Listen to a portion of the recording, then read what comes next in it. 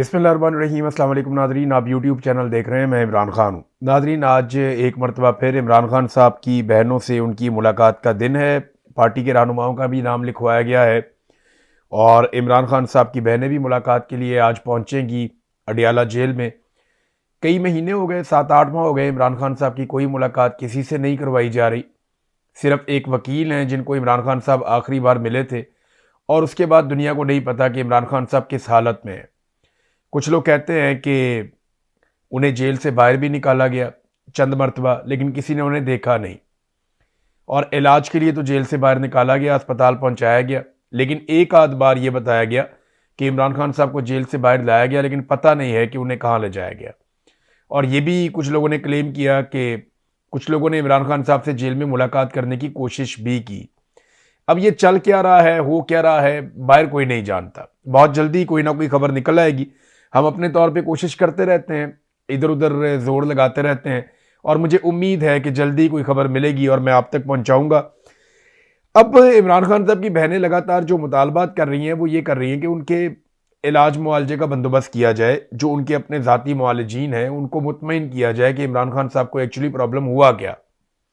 तो ना सिर्फ ज़ाती मुआलजीन को मुतमईन किया जाए बल्कि फैमिली की मुलाकात भी करवाई जाए और फिर उनका जो इलाज है वो बाकायदा अस्पताल के अंदर करवाया जाए जहां पे उनकी फैमिली मुतमईन है। लेकिन ऐसी सहूलियात इमरान खान साहब को दी नहीं जा रही। मैं कपिल देव का इंटरव्यू सुन रहा था तो उन्होंने भी ये बात की। उन्होंने कहा जो जिंदगी इमरान खान ने गुजारी है ना, तो वो हम तसव्वुर भी नहीं कर सकते थे। उसके लाइफ स्टाइल का तो हम सोच भी नहीं सकते थे, लेकिन उस आदमी में कुछ था जो अपने मुल्क के लिए कुछ करना चाहता था। तो केसेस तो जो भी हैं या जो इमरान खान ने किया या जो उनके साथ हुआ वो अलग बात है, लेकिन उनको ऐसा ट्रीटमेंट नहीं होना चाहिए जो इमरान खान के साथ हो रहा है।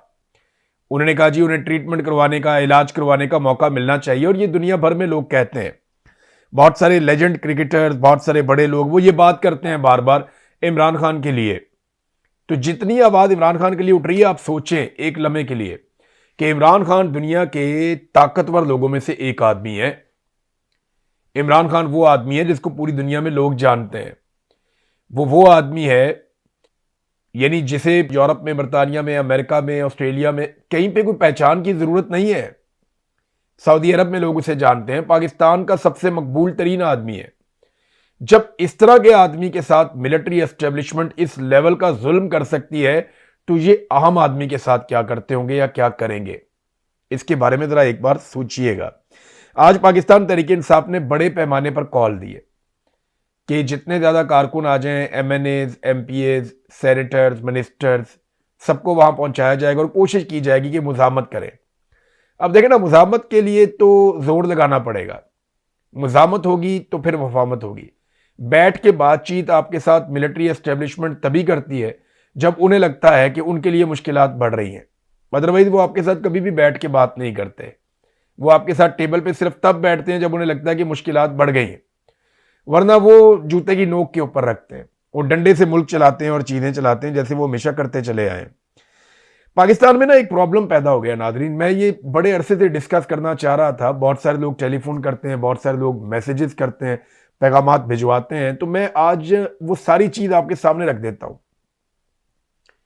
लोग मायूस हो रहे हैं और ये कोई ऐसी बात नहीं है कि जिसमें लोगों का कसूर है, या कोई ऐसी बात नहीं है कि जो बहुत अजीब हो। ये बहुत सादा सी चीज है कि लोग मायूस हो रहे हैं। लोग ना लंबी जंग नहीं करना चाहते, लोग जल्दी जल्दी नतीजा हासिल करना चाहते हैं। लोग मुख्तसर लड़ाई के अंदर दिलचस्पी रखते हैं। लोग नहीं चाहते कि लंबी लड़ाई हो। आसाब की लड़ाई जो होती है ना, वो बहुत लंबी होती है। उसमें आपको सब्र चाहिए, आपको इस्तकामत चाहिए, और यही सबसे बड़ा हथियार होता है इस लड़ाई में। अल्लाह रब्बुल इज़्ज़त कुरान पाक में क्या कहते हैं, बार बार क्या तलकीन करते हैं। कितनी मरतबा सब्र का जिक्र आया कि वो लोग, उनके लिए खुशखबरी है जो सब्र करते हैं। तो जो लोग सब्र करते हैं उनको लंबी लड़ाई भी लड़नी पड़ती है तो वो जीत जाते हैं एक दिन, और जो लोग सब्र नहीं करते वो जल्दी मायूस हो जाते हैं। तो अपने रब की रहमत से मायूस नहीं होना चाहिए, उसकी मदद से मायूस नहीं होना चाहिए। अल्लाह ताला की मदद जरूर आती है उन लोगों के लिए जो लोग साबिर होते हैं। हमें ना छोटी छोटी लड़ाइयों की आदत है, फटाफट नतीजा निकल जाए, यहां गए, ये कार्रवाई डाली, फौरन नतीजा निकल गया। ऐसे नहीं होता। बांग्लादेश में अगर आज इनकलाब आए तो 15 साल तक बांग्लादेश के लोगों ने बर्दाश्त किया, मार खाई, और 15 साल के अंदर वो इस जगह पे पहुंचे कि उन्होंने उखाड़ के फेंक दिया सारा निजाम। यही श्रीलंका में हुआ, यही नेपाल में हुआ। दुनिया में जहां पे भी इनकलाब आता है वो एक दिन में नहीं आता, या कोई तब्दीली आती है वो एक दिन में नहीं आती। पाकिस्तान की मिलिट्री एस्टेब्लिशमेंट के पास जो सबसे बड़ा हथियार है वो क्या है? मायूसी। कि जितनी मायूसी फैलेगी उतने ज्यादा लोग एफर्ट करना बंद कर देंगे, कोशिश करना बंद कर देंगे।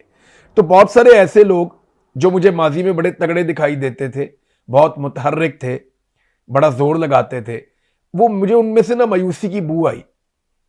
वो मुझसे बात करते हैं, मुझे महसूस होता है, बल्कि वो खुद ये कहते हैं कि अब तो मायूसी हो रही है, कोई रास्ता निकलना चाहिए।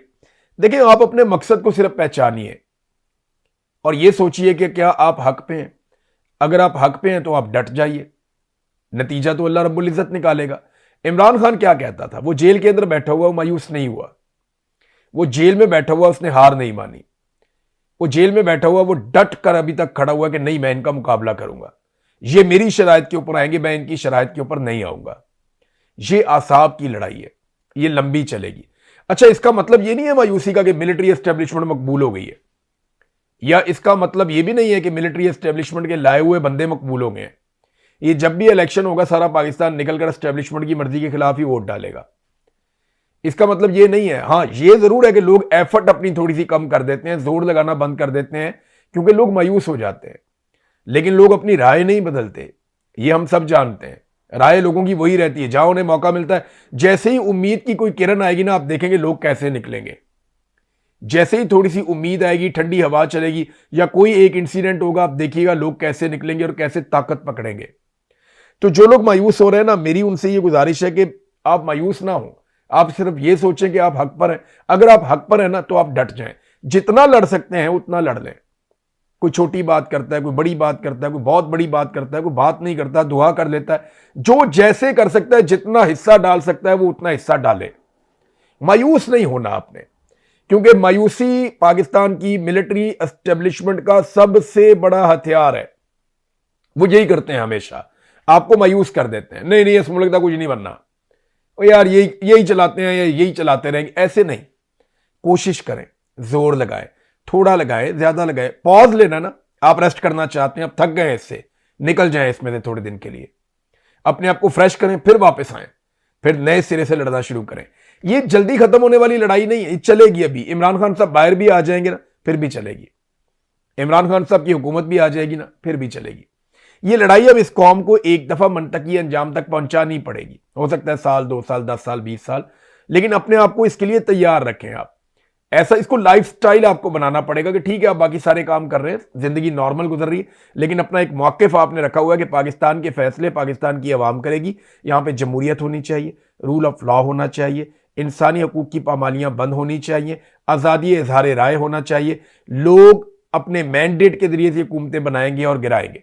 लोग फैसला करेंगे कि मुल्क कैसे चलेगा। इसके ऊपर आप डट जाएं तो आप देखिएगा एक दिन आप जीत जाएंगे, क्योंकि लड़ाई अभी बड़ी लंबी चढ़नी है। देखिए ना, इन्होंने इतनी मेहनत करके इतनी बड़ी एम्पायर खड़ी की है, इतने सारे कारोबार हैं, इतना सारा मुनाफा है, इतने बड़े बड़े ओहदे हैं, उनके अंदर इतना सारा इस्तिस्ना है, उनके अंदर इतनी सारी सहूलियात हैं। अब ऐसे तो नहीं कोई छोड़ देता। दूसरी तरफ पाकिस्तान की कौम है, वो ये जानती है कि वो लगातार पिसते चले जा रहे हैं, पिसते चले जा रहे हैं, कौम को मिलता ही कुछ नहीं है, कौम तो परेशान है। तो ये लड़ाई लंबी चलेगी। नादरीन, कोर कमांडर्स की एक कॉन्फ्रेंस हुई है और उसकी जो अहम तरीन चीजें सामने आई वो मैं आपके सामने रख देता हूं। एक तो जो पानी का मसला है वो उसमें डिस्कस हुआ, ये बहुत इंपॉर्टेंट है। देखिए, जो DGISPR है उन्होंने बड़े जोरदार तरीके से कहा था कि तुम हमारा पानी बंद करोगे, हम तुम्हारा सांस बंद कर देंगे। तो ये जो सांस बंद करने वाला मामला है, इसको अब आगे बढ़ना चाहिए। इंडिया से हर हाल में पाकिस्तान को अपना पानी खुलवाना पड़ेगा। हम जाके लीबिया में, हम जाके सूडान में, दुनिया के दूर दराज इलाकों में हम सालसी करवाने की कोशिश करते हैं। हम यहाँ पे ईरान और अमेरिका के बीच में सालसी करवाने की कोशिश करते हैं। तो क्या हम इंडिया के साथ अपना पानी का मसला हल नहीं करवा सकते? जब आप दुनिया के काम आते हैं तो दुनिया से बोलें कि वो आपकी मदद करें, और जो आपका हक, आपका पानी इंडिया रोक रहा है वो खुलवाने में आपकी मदद की जाए, आपको सपोर्ट की जाए। तो हर हाल में पाकिस्तान का पानी खुलना चाहिए और पुरअमन तरीके से